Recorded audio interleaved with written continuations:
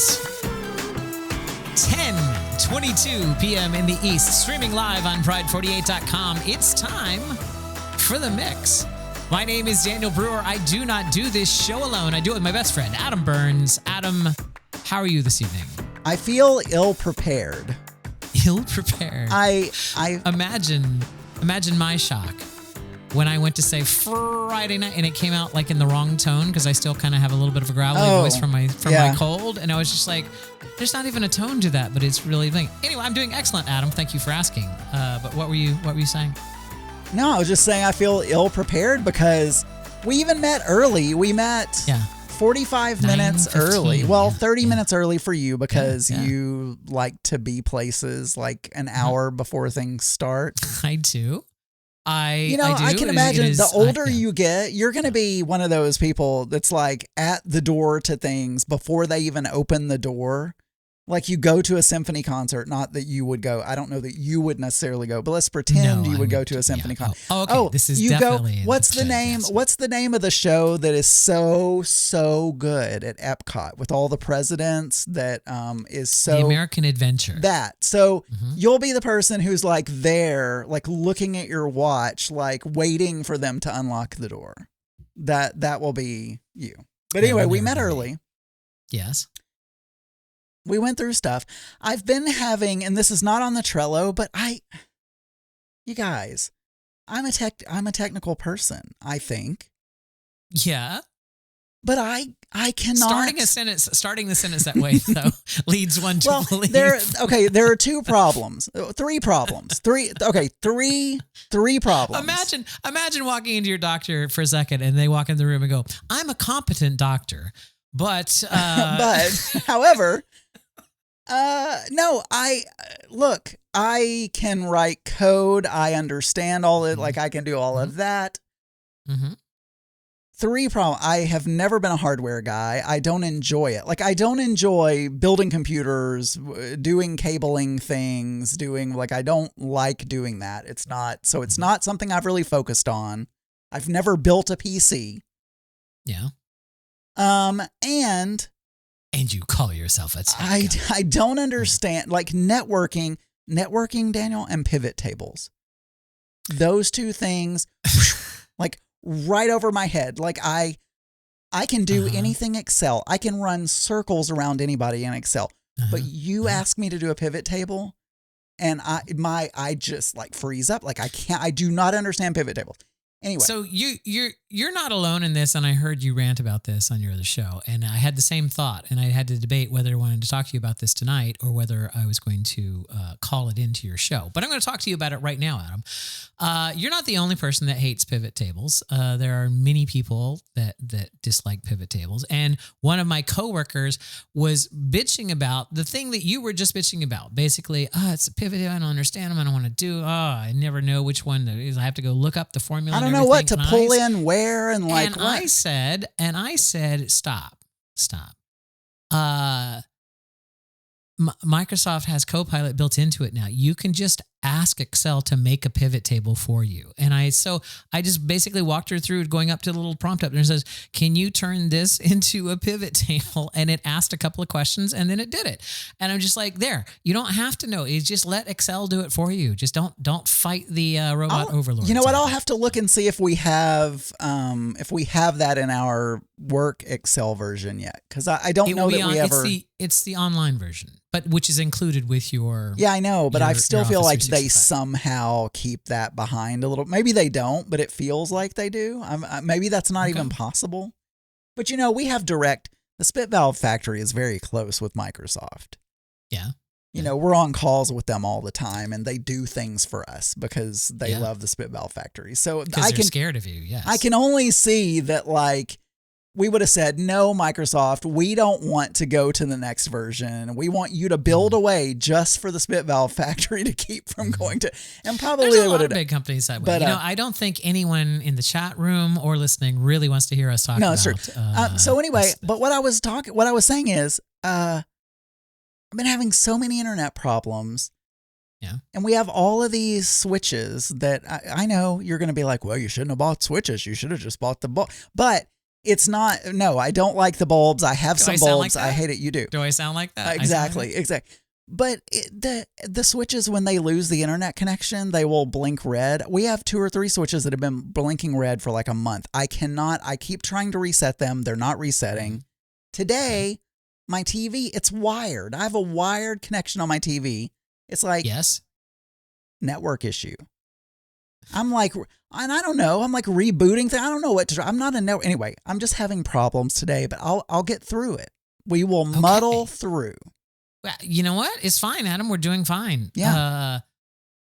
To further bore people, we record locally all of this stuff, so it doesn't really even matter. It doesn't matter to anyone other than the fine folks that have showed up tonight to listen to us in the chat room. We'd like to say a very special hello to you. Not only am I having technical issues, but I'm being told not to say like in the chat room. That's one more thing I have to remember. I feel like we're on an airplane when I start going into this. Like, we'd like to say a very special hello to our medallion members this evening: Auntie Scott, Kathy Marshall, Gary in Portland, Mel, Lamont Cranston, and Phoenix Dave, and also to our executive producer at the diamond level, Cyclone. For remember, if you would like to earn miles for this podcast.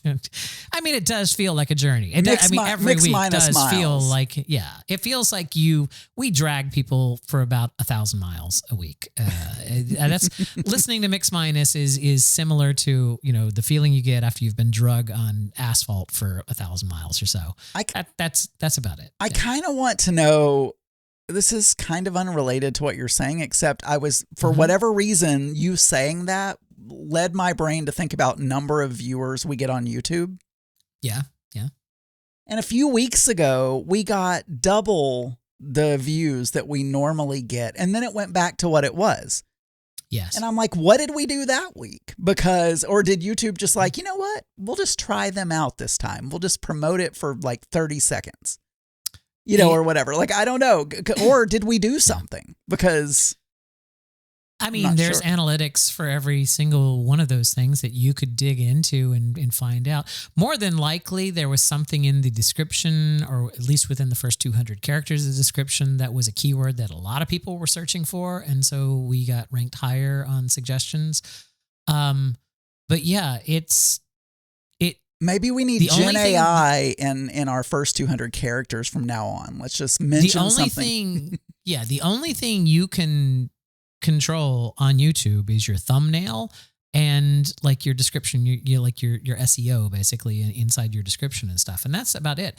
And then on top of that, there's the whole problem of you've got about 20 seconds to keep them, right? It's like people make that decision as to whether they're going to watch it or not within 20 seconds. So they'll click the thumbnail, and within 20 seconds, they've decided whether they're going to watch this video or whether they're gonna bail on it. And if you think about it, that's by and large true. Like when you sit down and you start watching something, it's just like there's about 20, 30 seconds and you're like, no. You know what I'm saying? or you slowly set the remote down and you're like, tell me more. And so that's the other thing on YouTube, right? Is you've got to get the I don't know, it's a whole big thing. I don't want to talk about it because it's completely boring. Hey, Daniel, how about you give us a running update? I was going to say, Adam, what we really should be talking about is what thousands upon thousands of people tune into this podcast each and every week to hear about, which is my running update. And let me tell you, Adam, I screwed up. I screwed up royally, and I'm now kind of flailing, and I'm not quite sure what I'm going to do. Let me tell you what happened.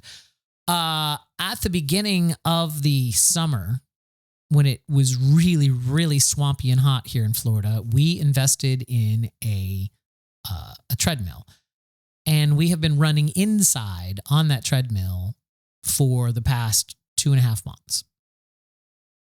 And I have been saying again and again that I need to get back outside. I wanted to do that on October 1st, but then I ended up getting strep throat and, I didn't run for a week. So it came down to, this is where I screwed up, and this is how I found I screwed up today. My first day that I ran outside was today. I ran on Wednesday this week, my normal running day on Wednesday. But it was raining outside, so I ran on the treadmill.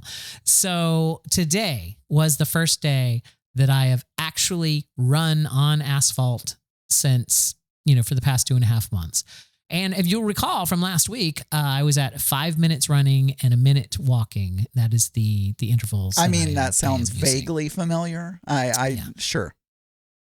There's no possible way that I can do that outside. The outside, and I'm here to tell you folks, I've been to the promised land, and I'm telling you now, whatever you can do on a treadmill, it's twice as hard to do it outside. It's maybe not twice, but it is significantly harder to do it. It's like it doesn't matter if you've got the damn treadmill tilted up or whatever, because I'm lucky, and I have to do a 6-mile run on Sunday, but I'm lucky, I think, if I can do a 3-minute run outside and a minute walk. And that's where that's the pace I'm going to attack with on the 6-mile run. Well, can you just bring the treadmill with you to the marathon, and they'll just like set you up over on the side, and then, still give you the lanyard or whatever they call it, the pin. What's it called? The pin, the token, medal? the medal. Thank you. The medal. Yeah.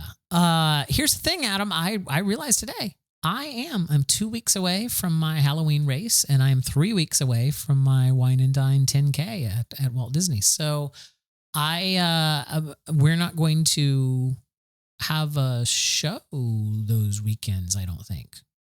We should probably talk about that. Oh, okay. Because, I don't think we are. Anyway, it's not important. Well, Halloween, we didn't talk about it, but Halloween weekend, I will not be available that Friday because we're going to be at a Pink concert. Right. Well, that's my race. Yeah. That's the weekend of one of my races. That's fine. Here's the thing, Adam. The treadmills they're deceptive little bastards. So all of that happiness that I had about making a 5-minute running, I can run for 5 minutes. Nope. My fat ass is still stuck at 3 minutes, which is what I was outside before I started coming inside. So I'm slightly worried about my 5K and my 10K, just based off of how difficult it was for me to run today. This was only a 2.5 mile run, right? It's like, this is just a simple 2.5 mile run, a 30-minute run. And it, I don't even think about that. Like in the past couple of months when the Wednesday, Friday runs, I never even think about, what I'm saying? Oh yeah, I'll just go do it. It's easy. 4 minutes, 4 cycles of running 5 minutes. So it's like, yeah, I'll just go to, but let me tell you, today I was like back at square one. It was so frustrating. I don't know if you have ever like performed at one level, you thought you were performing at one level, and then, you're assessed on that, and you're assessed harshly, and you're not performing at that level. And it was that kind of like that feeling today. So, I was a little sad after my run this morning that I had such a difficult time doing it. I did manage to do one 5-minute run. Well, I used to think my cycle. Cooking was really good until I became boyfriends with Mark, and I'm assessed at a much lower level by Mark each day than I was assessed by prior boyfriends and family and friends and stuff. So, well, that's my running update, Adam. I hope you appreciate that. There was something. I have a really short thing here because we like to keep abreast of all the latest scientific discoveries here on the Mix. I found out this thing. Did you read this about the coin toss? Yes. Well, I don't know. I read something just today that said a coin toss is not 50-50. Yeah, it's for, we've always assumed that a coin toss was 50-50. It turns out that it's like 49.6 to 50.4, and it's in favor of whatever the symbol is that is facing up at the time of the flip. And but I just thought, it's like, seeing these young people, they can't even do the coin toss. They can't even take the 50-50 anymore. They gotta be all well, they said the best way to do a coin toss, if it matters, is you just don't show what you're starting with. So you have to just not show the people what's facing up. Mm-hmm. Have them choose, and then that evens it out because they don't know. Okay. It has to Daniel, it has to do with what we call in the scientific community and the physics community. Yeah. Wobble. Wobble. Yeah, it's wobble. Tell me more. Tell me more about this concept, Adam. When you flip a coin, and you're flicking your thumb, you're never going to do it perfectly straight. You're gonna introduce some wobble into the thing. Wow. And and also what happens is it tends that what's facing up hangs that way for a little while in the air before it starts flipping, and that also can impact it. Yeah. Like a cat. Yeah. That you drop from a 10-story building. How often do you flip cats, Daniel? Do you? Some people do it daily, Adam. It's I don't judge them. I don't judge them. As long as the cats are enjoying it, I'm all for it. I wonder if they flip coins on Survivor ever. Look at you're trying to do segues, but then you call it out. Then you just call it out. I would not have. Blind guy Jay could have found that segue written out. Go ahead, Adam. We want to talk about Survivor this week. It is rare for you to be caught up. Well, I told Mark, I was like, we got to catch up because Daniel spoiled me on Big Brother last week and he doesn't even watch Big Brother. I'm like, what is going on? Now I have to get every single reality show completely caught up before I go on, the only reality show I watch is Survivor. Well, yeah, but how did you spoil me on Big Brother last week? You don't even watch it and you spoiled me on Big Brother. But anyway. Because my news feed has that information in it. So we watched Survivor, and I thought it was a good episode. I will say this season, I would love to get your opinion. I think they've introduced a couple of new things this season that really have made it even more interesting, like the idol in the wax. Yeah, that was cool. I can't think of the other one, but there was something else that I felt was new. Well, the other one, so she got a idol in the wax, and she had to figure out how to get the idol out of the wax. The other person that found one of those idols had to do a multi-stage task. So they had to figure out one puzzle, and then that led to another puzzle. Like they had to smash a rock, and then there was a bunch of steps that they had to do, presumably in secret, to find the idol. Sorry, I had to burp. But anyway, I thought it was a pretty good episode. I feel... So first of all, the yellow team, folks. That would be Lulu. Lulu is just doing horribly. Horribly, right? They are. They after three evictions, all three of them have been from Lulu. And at first, they had Emily, they have Brandon, they have Sabaya, they have... I'm trying to think of the other ones' names. They have Hannah. Yep. They had Hannah. They had Hannah was just like, you know what, guys? First thing, she's like, I don't think I want to play anymore. Yeah. Like, just if you don't vote me out, I'm leaving. I really need a cigarette. Like, wasn't she like constantly talking about nicotine and stuff? I don't know, but she's like nicotine. She's like, I found out that this is not for me, and I mean, good for her, I guess. But the thousands of people that apply are like watching this TV screen and going, what the hell, chick? Like, you took my place. And anyway. And then following shortly on her heels was like the worst player to ever play the game, which is he couldn't get up a ladder. I know. On the very first episode, on the very first episode, he couldn't even get back in the boat. Like, and I'm like, okay. It's not funny. It's not funny to have a panic attack. I'm just saying that you probably shouldn't have tried out for Survivor. But I kind of want to say, Daniel. Yes. Is that just kids these days, though? I mean, like panic attacks and not be. Nope. I'm going to be an old man. It's just kids these days. You're getting close to that. You're getting close to that, though. I feel like the person that went home this week deserved to go home this week because they screwed up. Well, yeah. That eviction was completely her fault. She never. Let me just say this. What's the guy's name? Jared, the sales guy. Caleb. Is that his name? Caleb is really good. He is at what he does. He reads people. He is Mr. Salesman. He will sell, like when you've heard about, like that, golden tongue, whatever they'll like sell ice to Eskimos, that kind of thing. That is him. Caleb is that. And Sabaya didn't tell Emily, this is fascinating, isn't it? Sabaya didn't tell, is it Emily? Emily, yeah. Emily. Yeah, she didn't tell Emily, by the way, he's going to charm you. Like, I know that, you know, like when he's going to talk, he's going to charm you. And he's going to get you on his side. You need to know this is what he does. He figures out what it is you want to hear, and he's going to say exactly what you want to hear. So when you hear him say exactly what you dreamt and hoped that he would say, just know he's playing you. So it's like you need to be aware of that because he's going to try to manipulate you to get information. And so she never instilled that upon Emily. And Emily went over there, and 5 minutes later, Emily's like, Caleb's always been so nice to me. I have to protect him. Well, yeah, but yes, the man can brainwash you, and no one told you about it. But I will say this though, Caleb is doing a good job. He is very likable. Do you have the chat room up on the video? I do. No, not on the video. Auntie Scott, I literally just dosed.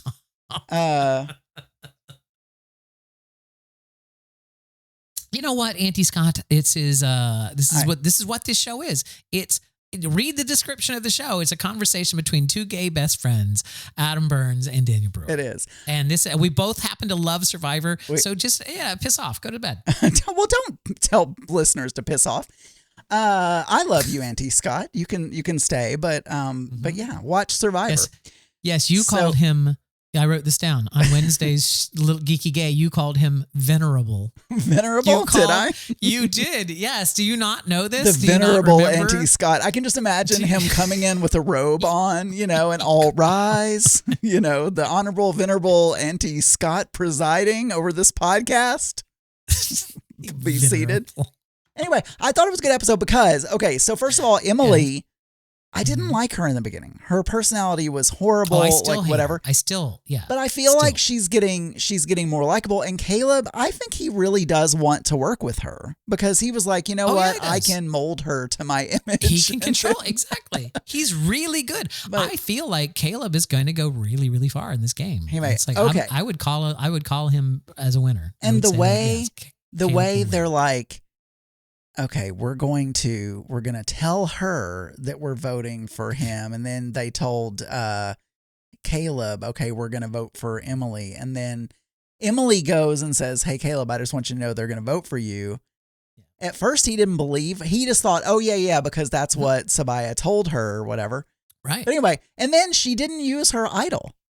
That was the thing. She didn't use her idol, and then that the whole melting wax thing, and they all sat there. But you heard her. You heard her. She basically said right there, she's like, I know that they're going to vote this way. I know. And I know that she's going to do that.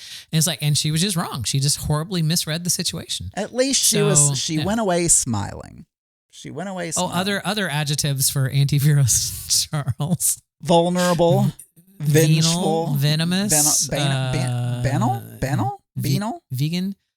Oh my God. Do you not remember banal? The whole? Is it banal? Is that Do you not remember us having a whole thing where we had the pronunciation from Google? Oh, no. I forget things. I have a very, yeah. So anyway, Survivor was great this week. If you're, we may talk about Survivor, folks, especially if we don't get phone calls. So either call. Wow, you're foreshadowing. Either call in and give us some content, or watch Survivor because we're gonna, we may talk about it. You know what? I just want to continue along this for a little bit since we've already opened this door right now. We've already opened this door because we don't have contact. So I can. We have one. Team. We have one. We do. Oh, but before that, the cutest person on Survivor, I just wanted everyone to know. Yes. That I find so attractive is Austin. I just want everyone to know that. Who doesn't find Austin super attractive? That's all I got to say. And he seems really nice. He seems really nice as well. Alert the presses. Yeah, there you go. Adam finds Austin, the ridiculously attractive boy, to be attractive. There you go. I'm not ready to do contact. I want to throw this in. It's not on the Trello. Okay, throw it in. Throw it in. I want to throw this in. You know what it is? It's on the Trello. I had it right there. I'm just gonna. I listened to your daily show, The Geeky Gay. Yes. Available at thegeekygay.com. And on your Monday show, let me bring this up here. Let's see. On your Monday show. Are you going to keep paying for that?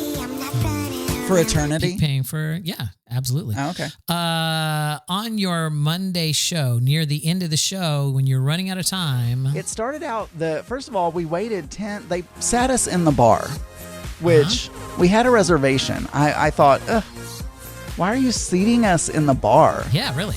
And they weren't full. It looked like the main dining room had plenty of seats, but they sat us in the bar. Yep. And I will pick up on this tomorrow.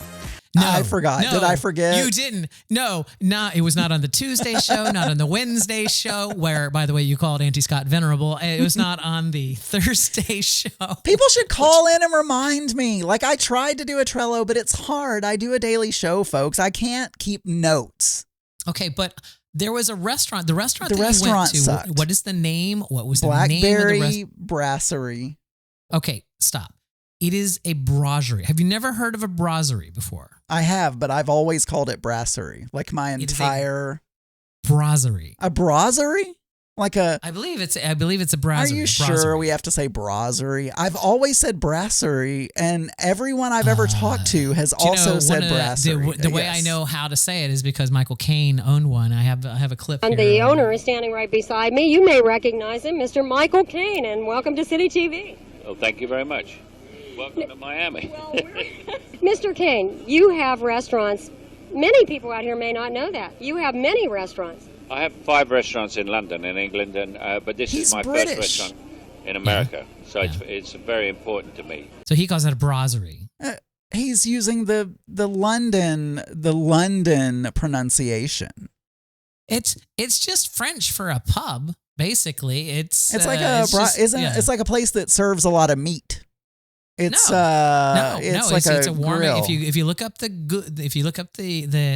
definition of a brasserie, do I still? Oh, thank God. Well, chat. It's really hard to spell. so you're going to I know it is close to brazier. I get that there is a brazier. However, according to Wikipedia, it's French for brewery, and by extension, the brewing business. Although most brasseries still serve a large selection of beers, most of them offer a wider choice of beverages such as wine and liquors. So it's like a bar. It's like a pub. It's a bar that serves food, and they serve simple but hearty food. That's a brasserie. So yeah, I feel like I will keep saying brasserie. Because I mean, I like that better. So you haven't proved to me that brasserie is because first of all, okay, it's a French word, sure. Maybe in France they say. Let's listen to the woman in announce France it. they say hold on. brasserie. Here's City TV has made its way to Miami Beach, and here we are at the South Beach Brasserie. And yeah, that sounds like that's from the 1980s. You know, things have changed since the 1980s. I found this. By the way, this City TV, let me tell you about this city. No, go ahead. Go with your also. Go ahead. But I just think maybe there are multiple ways to say it, and maybe that's the European / French way to say it. And maybe in America we say brasserie. I guess my whole point was knowing what the definition of brasserie is. I would not have expected it to have great food anyway. It would have been like simple pub food. It would have been like, no, okay, there are fancy restaurants called brasseries. This City TV channel that I found here on YouTube, I think it is somebody who did a public access show that is now just backloading their stuff onto YouTube. Listen to this. This is their demo reel. City TV, your travel television show, taking you on a fast-paced journey to the world's best hotels and resorts. Well, Joe is texting me. Did you hear that? Did you hear that? No.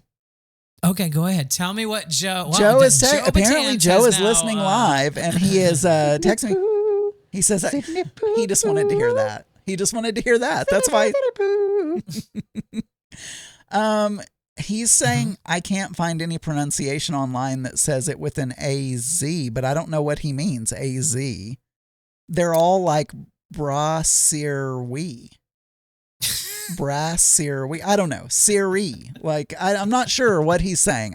In text it's not making sense. We've moved on. Whatever. It's brasserie. Doesn't matter. The point is, it's a pub, and it's you wouldn't have expect. I wouldn't. The have question thought is it it like an AH or right. like okay. No. The point is, regardless, the definition of the place is that they serve simple, hearty food. I wouldn't have expected it to be anything like above that. Anyway, let me move on about this City TV, Adam. Did you hear her? Listen, this is her opening to her show. Fast-paced journey to the world's best hotels and resorts. I mean, it doesn't sound the world's great. best. Hotels and resorts. She clearly the sentence is the world's best hotels and resorts, but she's reading it and she had to flip the page. A fast-paced journey to the world's best hotels and resorts, from Miami to Hollywood to Manhattan and the Big Apple. The Big Apple. Go behind the scenes to meet the world's most celebrated chefs in person, and look for late-breaking restaurant openings, offering extensive wine lists and news. Ooh. Jet setters worldwide travel through City's weekly focus she is working on that airlines, Creative Commons limos, music. car rentals, and cruises. Taking time out to fully enjoy the Lux life. City TV viewers learn what's hot in each city. The best With part's coming close-up up. shots of today's savvy city crowd pairing cocktails and cigars. Join hostess Rebecca Blackwell now in this 10-minute demo tape, highlighting City TV interviews from around the world. Hi, I'm Rebecca Blackwell, host. Hi, I'm the same lady you just heard. I mean, I don't want to, I wonder how she says brasserie. That is how she was the one. She was the one was that she said saying brasserie. brasserie? Yes, that was her interview with Michael Caine. Brasserie. She sounds like you always make fun of me when I read a script that I sound like I'm reading, but she really sounded like she was reading, and there was every sentence was ended with the same inflection. Did. But, all right. Well, now that I know we have contact, let's do that. We have one. Yeah. 3, 2, 1. Contact is the secret, is the moment when everything happens. Contact is the answer, is the reason that everything happens. Contact. Let's make contact.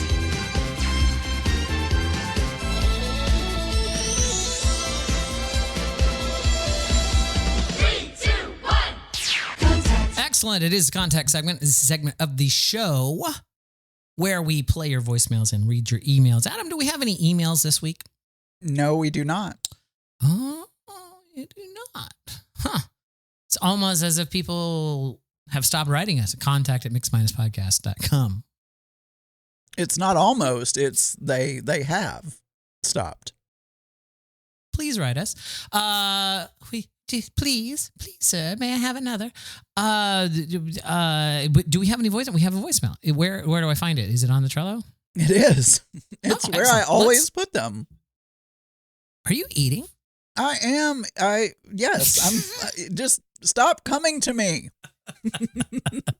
Give me a moment. There better not be a one shot, Adam. Remember, we talked about this. There cannot be a one shot. There's not. We're good. Hey, Mix Minus, Daniel and Adam. This Yes, is Scott hello. from Northern California. Hey, Scott. Hope I make it on time. It's 6:51 on Friday you did. evening. You did. So no celebrity deaths, although I'm just saying Mary Lou Retton's on life support. I have a joke. It's a stolen joke, a used joke. But okay. So I Aren't went to they the all? doctor's office. Yes. I was just feeling under the weather. Went to the doctor's office. He examined me. Mhm. He looked at me in the eyes and said, "Scott, you have to stop masturbating." I go, "What? Why?"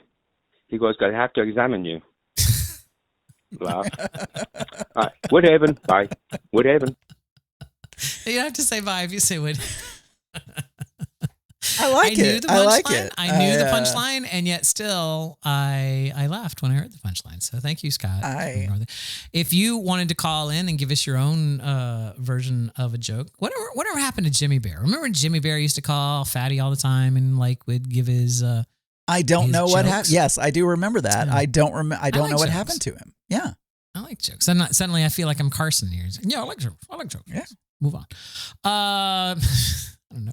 Why did I make a Carson reference? Like, who the fuck in our audience would know who Carson is? Next, you're gonna pull out one of those turbines, and we're gonna do the bit around. I don't remember. Ask Kreskin or something, or like Karnak. It was the great Karnak. Karnak. Yeah. Sweaty balls and piss holes. Anyway, I'm not gonna finish it.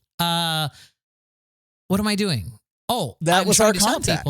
I'm trying to tell people that you can call us by calling our voicemail line 707-61-DEATH, or you can go to our website, http://voicemail.mix-podcast.com. That will take you to the to our thing on the web where you can record in a higher quality there.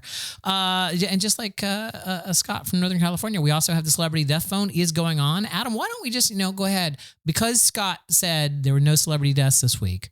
Let's just go ahead and up it by $1 this week. We're just gonna let's just up the pot by $1. Just because we like Scott? Is that because we're feeling generous? Yeah, we're feeling sure generous. Somebody died, but okay, sure. Yeah. He called in Dianne Feinstein, which was the last. I know. We didn't get any calls last week. I know, that's what I'm trying to say. Anyway, the point is, Adam, that you can do that. You can call us. Either way, you can send us an email, and the celebrity death phone, all you have to do is just be the first person to, not the first person, you just have to report the celebrity death. As long as you didn't kill the celebrity, you'll get entered into the drawing. We don't know when we're going to do the drawing, but every time we get a new celebrity that we confirmed is dead, then we add $1 to the pot. Unless you killed them. Or we're at $3, but you cannot have killed them. Right. I've been watching Medium. We'll talk about that a little bit. Not really Medium, but we'll talk about that a little bit later. But I've been watching that, and if you are like her and you dream of people's deaths and you wake up and go, and then all of a sudden the theme song to Medium comes on, also that does not count. So, just. That seems like a very specific rule that I'm not quite sure that I understand, but okay. You probably never watched Medium. You are correct. You don't know where these new buttons are, so I have to do this. All right, Adam, that's our contact segment. All right. I thought about this today because I was trying to clean out my inbox. I have a couple of different email addresses because I had a problem with a Google account on my first email address, and so I had to make another email address, and I just needed to start migrating things over to it. Anyway, my point is, so I have two accounts that I have to actively look at and see whether there's, and I just get a lot of spam, just a lot of, I wouldn't even call it spam. I would call it bacon. Like, I bought stuff at a place and I had to register it, and now I'm getting newsletters from them and stuff like that. So these are not totally unsolicited things. They're just things I don't want. And, you try to go in and unsubscribe from these things, but that just becomes this massive, there have even been services. I think even Gmail may try to do that for you, where it'll say, do you want to unsubscribe from this? Because you never read it. And you're like, yes. Right. I get a lot of those too. So I was trying to do that. I was trying to clean it out today. And then I'm like, I don't even know how to go about writing a rule to filter them and whatever. And so this is when I came up with my genius idea, Adam. This is my genius idea. That's what we should be training these fucking AIs to do, is to understand that I don't give a shit about a sale happening at Sweetwater this week. It's like, I bought a mixer. I don't need another one.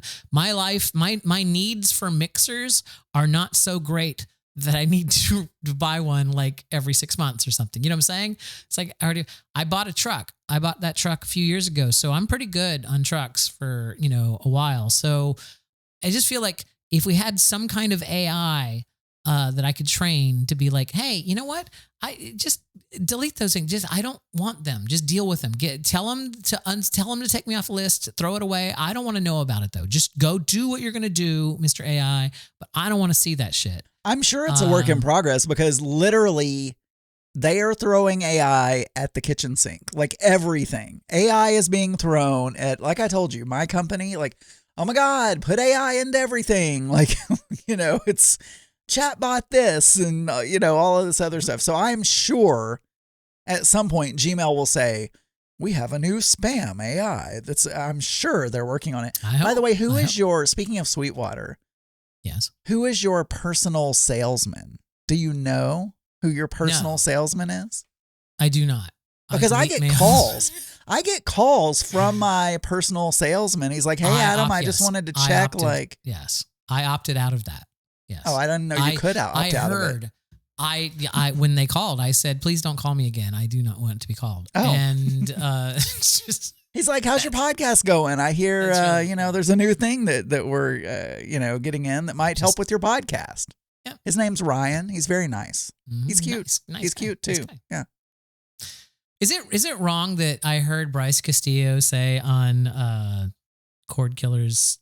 What are they now? Cord Killers, The Revenge? It's like they changed their name Revenge of the recently. Cord Killers? I don't know. No. They changed their name recently because... listen. So Cord Killers is a podcast about cord cutting, right? So, and the show originally started on the Twit network as a show called Cord Cutters or Frame Rate or something like that. And then when they left Twit and went on their own, they had to get whatever domain they could get. So they ended up with the name Cord Killers. But now they've rebranded themselves as Cord Killers Redemption or something because they've now that streaming has surpassed cable, like since more households have streaming than have cable right now, that they're like, okay, well, there's no more cords to be killed. We've already killed the cords, so this seems reductive. So now they're calling it. None of this matters. So now are they going? Now are they going back and promoting cable? Or are they like, now here's the reasons you should go back to Cox? No, I don't even remember what we were talking about. Why was I talking about cord killers? I don't know. We were talking about spam and AI chatbots and who my salesperson was at Sweetwater. That's what it was. The salesperson, because I heard Bryce Castillo say on Cord Killers that they were trying out some recommendation engine, some AI recommendation engine, and Bryce said, I searched for gay, tell me some gay podcasts that are not pop culture and whatever. And I was just like, it's like, is it bad that I immediately thought like, oh, I should email Bryce and tell him that you can help out with their audio? Hey, here's a gay podcast that's not about pop culture. Did he really want to know that, or were they just happen to be on the topic of gay podcasts? Is he looking for gay podcasts? No, I mean Bryce is gay, but they were just talking about podcast recommendations. They were trying out this AI podcast recommendation. So the holy grail now is to have like a digital assistant that understands your tastes, and you could say, "Hey, give me a list of some movies that I would like, on Netflix, or give me a list of, some TV shows I want to watch." Like those kind of things. Where it learns your preferences, it learns your taste over time, and then it suggests things for you. So there's one company that's pushing that right now, and that was what they were testing. They were just giving it different scenarios of like, give me the, things that they already knew the answer to, just to kind of see how good it was, how bad it was. Yeah. Anyway, from someone who just talked about Survivor for an hour. You know what? You get what you pay for. You really do. That's it, Adam. I want Bard, which is Google's AI. I want it to just stop it. Just stop it with the spam. Just stop it. Okay. I'm sure if you wait long enough, it will. And I can't even think of what I want. Like, I can't even think of a time that I want an email from any of these companies. It's like, maybe I get so few recall. I get so few emails from actual friends that at least the spam makes it look like I'm getting emails. American Airlines emailed me. Let's see what they have to say. I'm like one of those old people. It's like, let's see what Best Buy had to say today. So I wasn't planning on buying a new TV, but the Best Buy says I need one. Well, and now I get the American Airlines shopping portal emails that they're letting me know so nicely. Samsung is 4 miles per dollar today. If you want to go over there, or whatever. So hello. It's your mother. I just wanted to stop in real quick and tell you about the spam that I've been getting in my email box.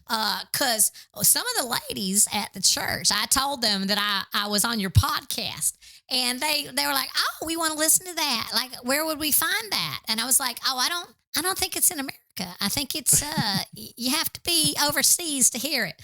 But one of them, Felicia, we don't want to talk about her. She figured it out. And so now they're sending me all these spam things about having P flags and some other stuff that I'm not quite sure what it is, but I'm sure it makes the baby Jesus Christ. So I just been putting it over in that trash folder. Let me tell you, I would love to have some kind of AI. I just worry that it might be too woke. Or it might give you a vaccination that you don't want without you knowing. You weren't expecting me to stop talking right there, were you? I was. No, I was. I don't know how that she was does my it. punchline. I don't either, I don't know how she does it every week. Adam's mom manages to take over and come in. Adam, let's do this. Yeah, okay. Whose birthday is it today? Who's which that wasn't the right theme song, I don't think. So have you rearranged things on the old mixer there? Yes, I have. Oh, good.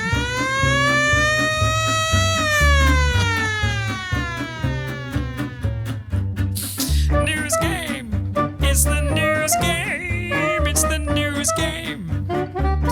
What questions will he ask? It is the Mix Minus News Game. This is a segment of the show where Adam will ask me 5 questions from the New York Times news quiz, and I, using only my head, brain, and mouth words, will answer those questions. These are multiple choice questions. I'll try to answer it without asking for the options, but I'm always free to ask for what the options are. After those 5 questions, we will move into a bonus round where I will attempt to answer as many questions from a Trivial Pursuit card in 60 seconds for bonus points. So, Adam, what is the first question on the old news quiz this evening? All right. By the way, for the video viewers, I used to put the questions up and there were technical issues. One day I will get it working again, but for now you're going to look at the chat room and whatever they say. Okay. All right. Number one. Number one. Whom did the House Republicans nominate this week to be House Speaker, only for him to withdraw a day later? That was Scalise, right? Is that your answer? That is, I believe that is who did that. Yes. Steve. It was Scalise. Steve Scalise. What did Robert F. Kennedy, number 2, what did Robert F. Kennedy Jr., who had challenged President Biden for the Democratic nomination in 2024, announce this week? He is running as an independent, right? For president? He will run instead as an independent. That is correct. Mm-hmm. All right, number 3. Claudia Golden, a Harvard professor, won the Nobel in Economics this week for her work on what? She's did you say Harvard professor? Harvard professor, yes. What are my choices? This I don't. Okay, central banks around the world, deaths of despair, hyperinflation, tax rates, or women in the workforce.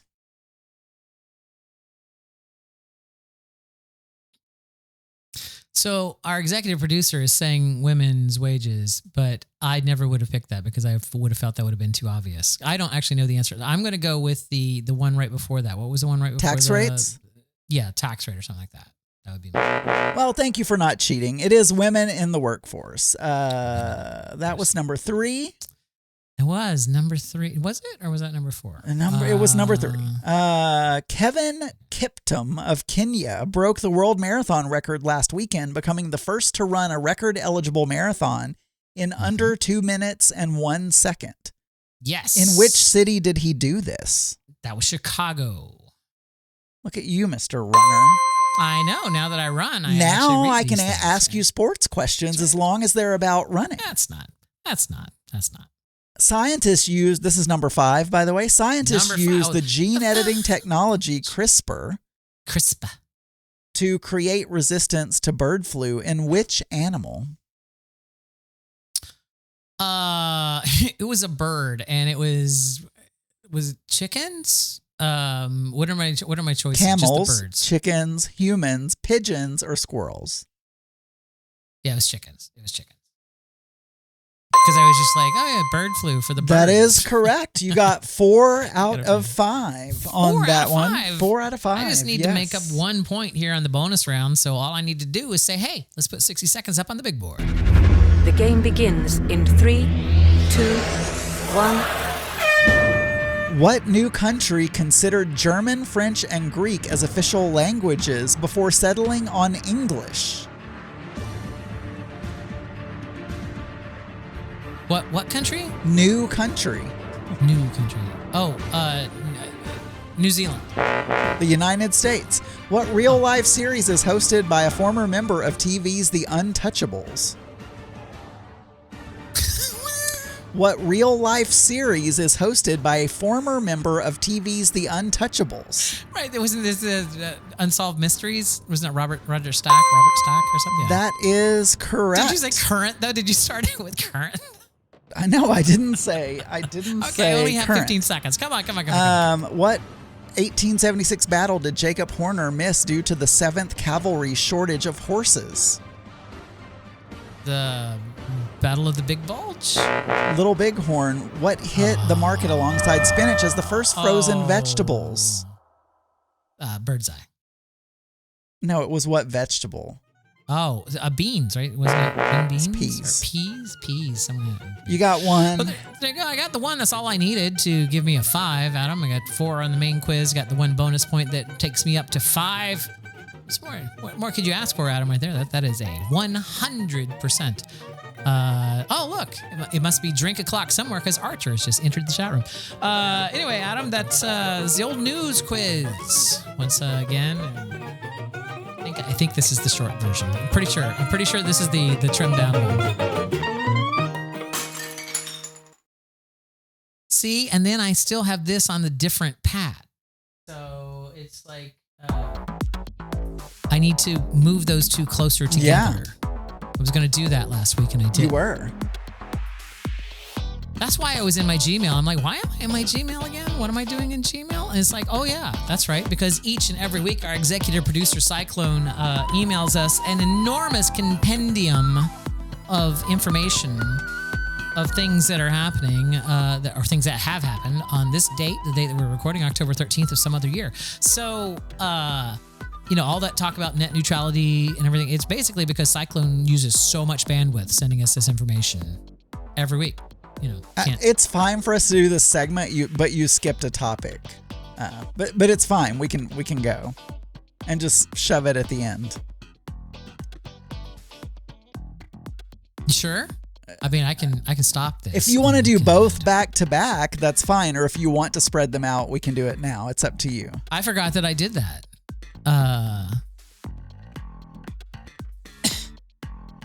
Daniel, we're already here. We're already it's here. We're already National. here. Daniel, guess what? Yeah. What? It's National M&M Day. Kids love them. I'm skeptical of that. I'm skeptical of that, Adam, because it's also International Skeptics Day. So. Well, you can be. 5 magical and marvelous facts about M&M's. Orange once replaced red. Cardboard tubes came first. The M's. What do you mean came first? That's how they were packaged, in cardboard tubes. Cardboard tubes. The M's stand for the owners of the company. Fans, what are their names? It's William Murray and Bruce Murray. So Murray and Murray. M&M. Fans voted to replace tan M&Ms with blue. And astronauts love M&Ms.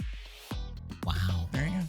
That was fascinating, Adam. On this day in 1982, the Maryland Court of Appeals overturns the disorderly conduct conviction of a man who said "fuck you" to a police officer. The court noted that the arrest was illegal unless the police officer would testify that he was sexually aroused at the thought of being fucked by another man. Okay. By the way, you skipped one, but I just want to say it's pertinent for today. It is National No Bra Day, so I can't say brasserie. Why? It is National No Bra Why do Day. you do that? Why do you do that? He sends us an exhaustive compendium. I don't read every single item. No, I'm going back because brasserie. I didn't miss brasserie. one. I didn't miss one. I chose to move on. Well, I wanted to call it out because brasserie, it's no bra day. I can't say bra, so bra. On the October 13th, 1990, the first Pride Parade on the African continent took place in Johannesburg. Huh. That's earlier than I would have thought for Africa. Really? Yeah. Well, aren't they still homophobic in Africa? And like, I don't know. I wouldn't have. That seems early to me. But okay. On October 13th, 1978, it's announced that Mickey Mouse will be awarded a star on Hollywood Boulevard's Walk of Fame to honor his 50th birthday. I was less than 2 months old when this happened. And he was 50. Oh. And now he's like, hi, Adam. Welcome to my theme park. Great. Hee-hee. Touchstone I did Pictures. This show last. I did this show last week, and Saturday and Sunday of last weekend, I had no voice. It was like I had like laryngitis. In 1990, I thought you should know that. I still got a little bit of raspy. Still voice. got a little streptococcus. No. I've killed that. I believe I've killed that. And in there, just hanging out. In 1993, Touchstone Pictures, The Nightmare Before Christmas, opened in New York City. You know, I've never seen that. The Nightmare Before Christmas? Yep. This is Halloween. Everybody take a peen. No? You've never? No, I've never seen it. That's the one with the big, tall stick people, isn't it? Jack Skellington is a big, tall person, yeah. But I've not seen it. In October 13th, 1792, the cornerstone to the White House was laid. That's right, that White House, Adam. The cornerstone is laid for presidential residence in the newly designated capital city of Washington, D.C. Are cornerstones laid for all buildings? Not how? I mean, they pour foundations for houses, like. Well, now, yeah, but these were built by brick, right? This is back before we had concrete that you could truck in, and so the cornerstone was supposed to be the one thing that, like, you know, centered, like, this gives you the absolute straight line this way and this way, like it's the cornerstone, right? Make sure it's square and in the right position, yeah, and they're ready to go, facing the right direction. Right. Unreinforced masonry, according to Kathy Marshall in the chat room. Let's see. In 1812, Sir Isaac Brock saved Canada from a U.S. invasion. That's right. It was called the Battle of Queenstown Heights. Anyway. That sounds like a movie that I wouldn't want to watch. Like if I was just scrolling through Netflix or scrolling through Amazon, it's like, and I saw like the battle for Queen Heights, or I would just keep going. I would assume it was some New York thing. Atomic Age sci-fi. You won't watch black and white movies, and you also won't watch movies about or in New York. When I think of New York films, I think of like those blurry 70s Start spreading film. the news. I'm not even gonna touch it. You did jazz hands and everything for that one. That was pandering. If you're not watching the video version of this, let me tell you, if you want to see Adam do some jazz hands. Jazz hands. What are we, like somewhere in the 57 mark, somewhere 57-minute mark, something of the I'm video. practicing my sign language. You know, this is clapping. Hooray. Yeah, that's how you clap. Yes, exactly. Yeah. Exactly. You know, Phil made a mistake on the Amazing. Have you watched the Amazing Race this week? He was signing, and I don't know sign language, so I don't know what mistake he made. Yeah, he said 3, but he made a W. Okay. This is 3.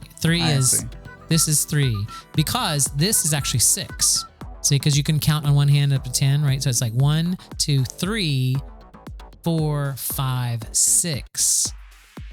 I don't get why that's 6. It's 3 fingers. Because 6, 7, 8, 9. So it's like, so that way you can do the numbers. For those listening to the audio, Daniel is manipulating his phalanges. as she would say on Bones. Uh-huh. Daniel, in 1972, on the afternoon of October 13th, Uruguayan Air Force Flight 571 began its descent towards Santiago, Chile. Yeah. Too early, and it crashed high in the Andes Mountains. You should do the intro to City TV with a read like that. Are those the ones that ate themselves? It crashed and they were there for more than 2 months.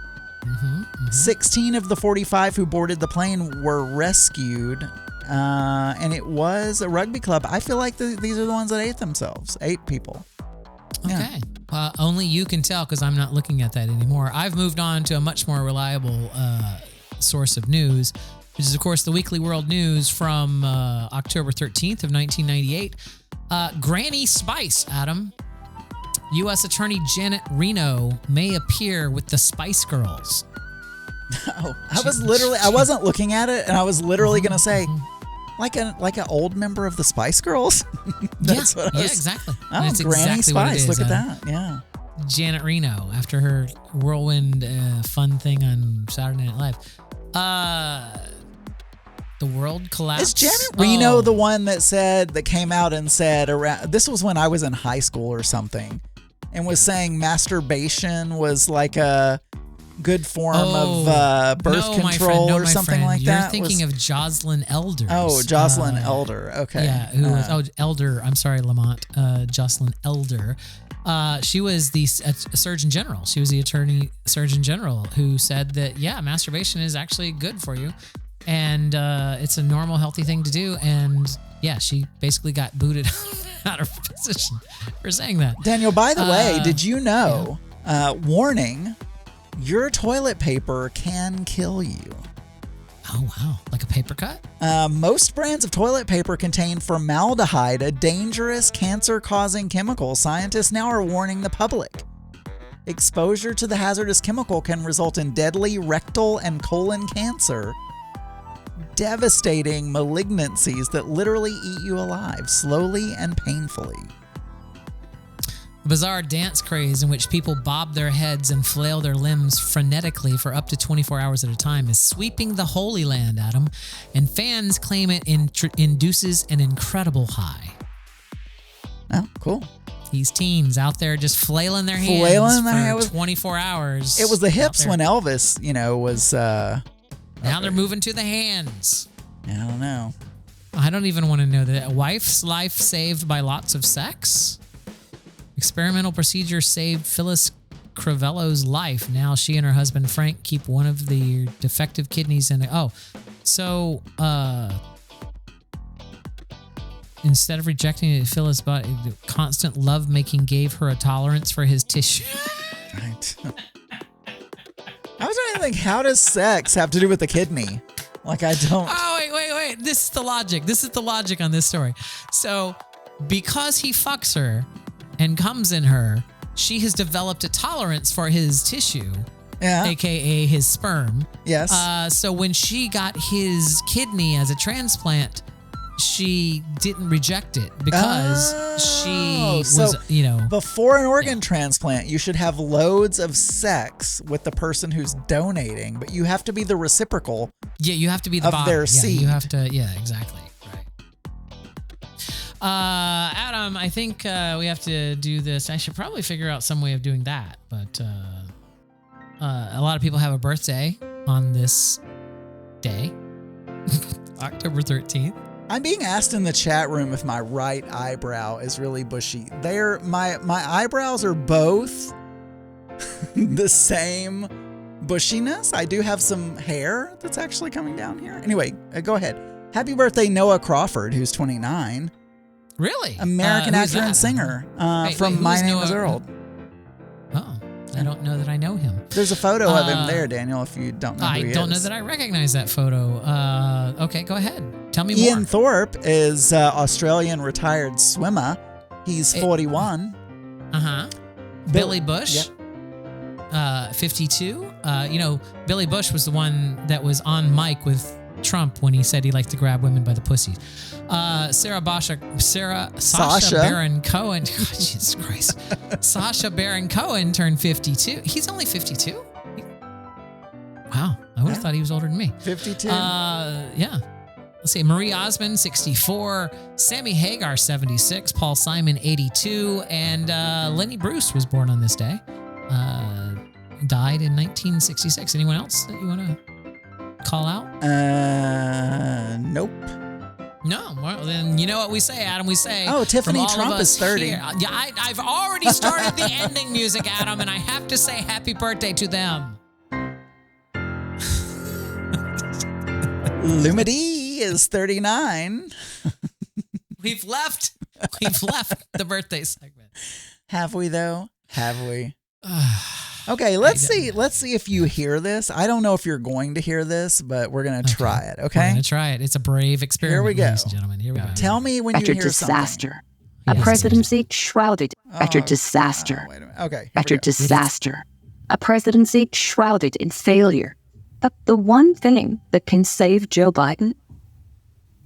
Donald Trump as the GOP nominee. Trump on the ballot energizes Democrats, turns off independents, and motivates them all to vote against Trump. With Trump on the ballot, Republicans could lose the House and the Senate too. Donald Trump, he'll make Joe Biden a winner again. You know, it's so funny. Auntie Scott is saying AI voice in the chat room. It's not an AI voice, but I ran it through. Yeah, but it was you a commercial. You should not have had it set at 90. Go back to, just do me a favor. Go to podcast.adobe.com. It'll have it still saved there for you. Turn down the enhancement to like 30% or something. It's like, yeah, when it stupidly defaults to like the most robotic sounding voice that it can have. But if you go down to like around 30%, it actually cleans up the noise and stuff. That's what you're gonna want. So what was this? This was a television commercial? It was a television commercial. I don't know how to do it again. I don't know how to do it again. It should still be there. It is there, but do I just drag it back in? Change the slider. Yeah. I changed the slider, but then what do I do? To what? To 43. Oh, well then you wait for it to finish and then you download it again. But it didn't start. It didn't start. It's already done. It's already done the calculations. It's asking you what you want to download. What like hit play on it. After disaster, a presidency shrouded in failure. But the one thing that can save what do Joe you have Biden, it set it at? 40. Donald Trump as Take the it to GOP 30. nominee. Take it down to 30. Trump on the ballot energizes Democrats, turns off independents, and motivates them all to vote against Trump. With Trump on the ballot, Republicans could lose the House and the Senate too. Donald Trump, he'll make Joe Biden a winner again. She sounds like a real. She sounds like a woman. A winner again. A winner again. No, that so was this is anyway. so this is an ad saying that if Trump is the nominee, then you're just handing the election to Joe Biden. But here's the thing. A couple of reasons I wanted to play it. First of all, I've been watching this just a little bit. This Samsung TV Plus. If you have a Samsung TV, yeah, they just have a bunch of channels that are just Samsung, and they have this comedy. They have some comedy channels, so sometimes I'm putting those on there. And they also have like a Medium channel. So if I just ever want to watch Medium, I could go to Hulu or something, or I could go to this channel on my. Anyway, they have the weirdest commercials on there. And it's almost like YouTube with like cable TV commercials. You know, it's like this is a fast. It's the twins from This is fast. Free advertised supported television. That's well, it is, but yes, but it's it's not over the air. It's not over the air. It's coming through the internet. I'm saying it's like Pluto TV or Fuse or any of that. That's the name for those services are called fast. Anyway, so they have all these weird commercials. It's like at Don Davis Nissan, you can come, whatever, and it's like local people and whatever. But all of a sudden, this Biden ad, because they don't have very many ads, so they repeat the same ad over and over and over again. The other day, this Biden ad came up. I was like, first of all, who is buying ads on like Samsung TV Plus, right? Yeah. But also, it doesn't say who created the ad. Like nowhere in the ad does it. So now what I'm wondering is Is this a liberal ad trying to say we need to make sure Trump is nominated because Biden is more likely to win? Is it a Republican ad because they want Donald Trump to get nominated, and so they're using that as a way to? But you'll find behind it is some political action committee that is not allowed to have partisanship. But what do they want? But they still do. Do they want Biden to win, or do they want Biden to lose? No, this is somebody that there's enough. All right, look, the Republican Party in general is deeply worried about, and rightfully so, about this election, because Trump is he's either wildly loved by 20% of the population, but he is roundly hated by 60% of the population. There is no way that he could win the presidential election. He's already lost to Joe Biden once. It's like he's not, like, different people aren't coming out to vote. It's like he's not going to win against Biden. It's a foolhardy errand to put him up, especially with him being indicted and possibly even being in jail at that point in time. It's a whole thing. So all those other Republicans that show up for the presidential debates, Chris Christie, Ron DeSantis, all of those, what's the lady's name? Nikki Haley. Sorry, Nikki Haley. And so all those people, like, it could be any one of them because they want to win the Republican nomination. Like there are some, believe it or not, there are some moderate. But even though Republicans he's not attending debates or doing doing anything, he's 60% right now, right? Or something like that? In polls of Republicans, yeah, but we don't know how that's going to shake out in the, that's not the general population. No, I mean 60, to get the nomination is what I'm saying. Right. But what I'm trying to say is when Trump says that he's 60 points ahead and he's trying to make it sound like he's 60 points ahead of Biden, it's like he's 60 points ahead in the Republican primary. So it's like asking Republican voters who they're going to vote for in the primary. No, I'm not saying he against Biden. I'm saying within the Republican Party. I'm saying he's not even going to the debates, and he's like way far ahead of everyone in the Republic to get the nomination. I find it interesting that it doesn't say who paid for it because that's usually a condition of the ad. I wonder if because it's digital only that they don't have to do that. Like that may be a requirement of the FCC, which only regulates things that are broadcast. So it's like they don't regulate digital content like that. So it could just be that that's why they chose to advertise on Samsung Plus, because they don't have to identify who they are. So who knows? Anyway, weird ads that you see when you're watching Samsung TV Plus. All right, so I see here the last thing that we have on our system here is a Friday the 13th quiz. Is there any kind of quiz music that you want me to throw up? Well, you could just look up the theme song to Friday the 13th.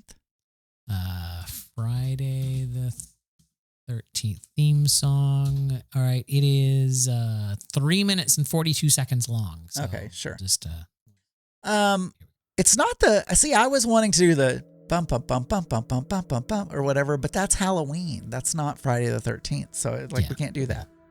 This one's just kind of an orchestral, whatever. Here we go. This is just a quiz about the movie.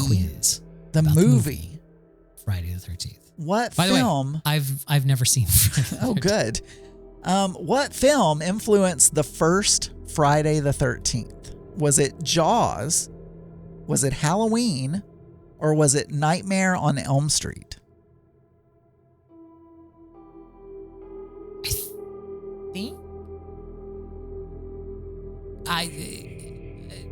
Either Nightmare on Elm Street or Halloween. I don't know which one preceded it. Halloween? Pick one. Halloween. Okay. Halloween. That is correct. Number 2, Jason wears his iconic hockey mask for the first time in which part? From the very beginning, part 1, after he comes back to life in part 6, or he finds his style in part 3.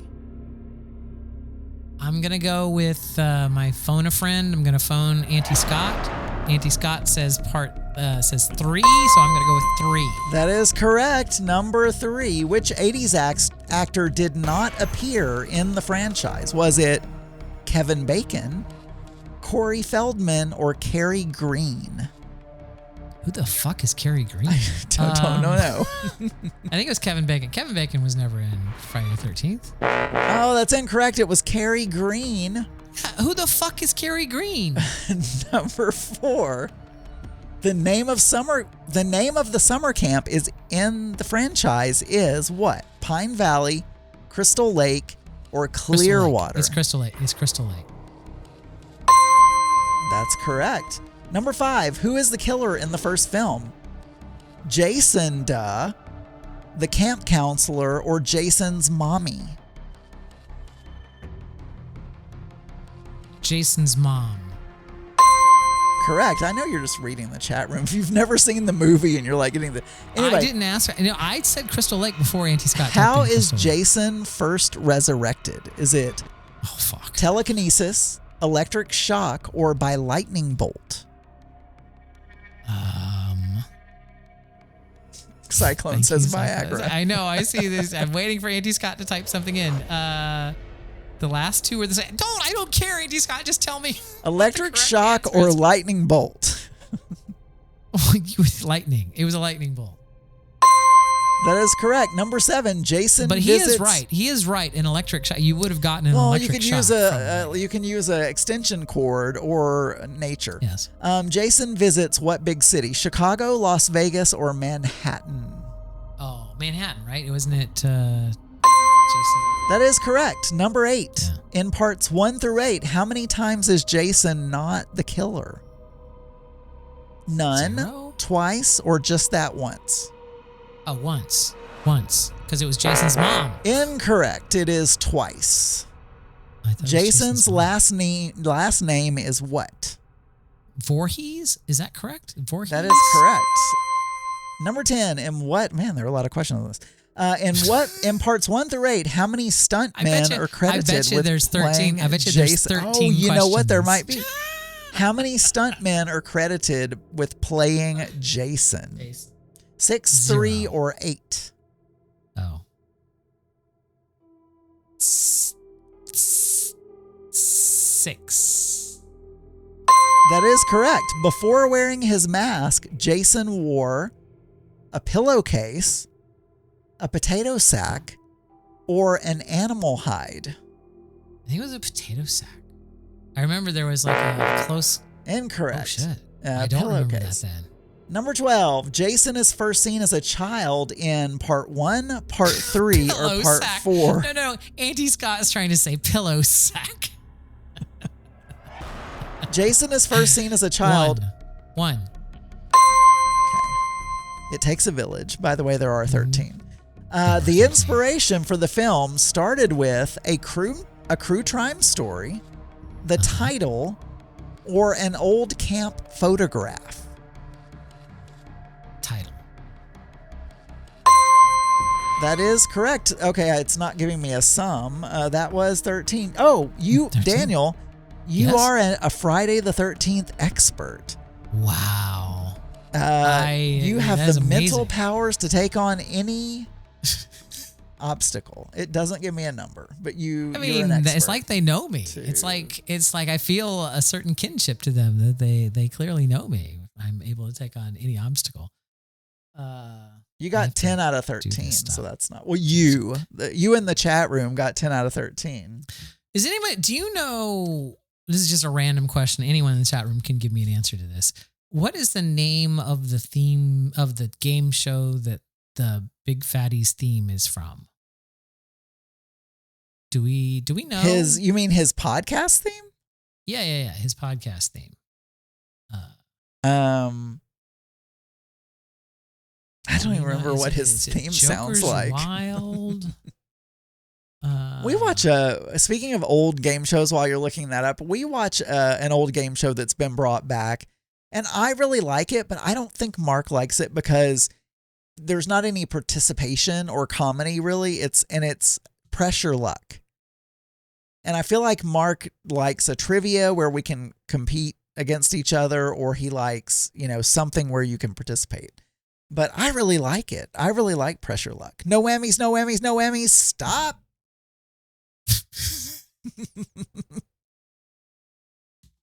Did you find it? No, And then the little, the little red whammy comes along, and he's like, I don't know if I can do it. He's like, oh my goodness, I'm gonna take your money. All right, well, And, fuck that. I have no way. I don't know. Do you listen to Big Fatty online? Is that in your regular? I rotation, do. Yes. And in fact, I'm going to call him soon, but I don't remember what his theme song sounds like for some reason. You did hear him this week when he replaced his exiting theme music with our exiting theme music? Yeah, but I mean, isn't everything from his show taken from other shows out there, like Auntie Scott's show or? So I thought it would be Repurposed. funny if I ended today's show with his theme song, but I don't know what the fuck it is. We're part of the so, RNL Podcasting Network. Yeah. We're a proud member of the Pride 48. So we won't do and it. We won't do it. There's a joke that's gone. the It's just R.L. gone. Stein. It just got- Do you think your mom should call Big Fatty? Sure. I mean, who would Are you gonna people do a good recognize morning? her? Are you going to do a good morning for him? I'm You don't trying listen, to do think. you? I do listen, but I don't know what a good morning is. You can give us a voicemail. You can give us a voicemail. You can call us on our voicemail line, 707-61-DEATH. You can also go to, if you're on a smartphone, it's the thing. You can do it another way too. I just don't feel like telling you right now. You can send us an email, contact@mixedminduspodcast.com. I'm starting to lose my voice again. Yeah. You can hear that. I do hear that. You need to go get a lozenge. A lozenge. I need a lozenge. This continues on the after show, so we'll see you there. Adam, I'll next week. Sure. Right? Yeah. I'll be here, and your pumpkin too. This podcast is a proud member of the Pride 48 Podcasting Network. Check out more great shows at pride48.com.